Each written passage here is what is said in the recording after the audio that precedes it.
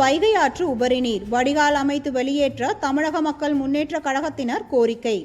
ராமநாதபுரம் மாவட்டம் பரமக்குடியில் வைகை ஆற்றிலிருந்து திறந்துவிடப்பட்ட உபரி நீரானது செந்தமிழ் நகர், எழில் நகர், பாம்பு விழுந்தன், பர்மா காலனி உள்ளிட்ட பகுதிகளை சூழ்ந்தது மட்டுமின்றி பரமக்குடி அரசு மகளிர் கலை மற்றும் அறிவியல் கல்லூரியும் சூழ்ந்துள்ளது. தேங்கியுள்ள இந்த நீரில் விஷஜந்து தொல்லை அதிகரிப்பால் கல்லூரிக்கு செல்லும் மாணவ மாணவிகளும் அச்சத்தினுடைய அப்பகுதியை கடந்து செல்வதோடு டெங்கு, காலரா போன்ற நோய் தொற்று ஏற்படும் அபாயமும் ஏற்பட்டுள்ளது.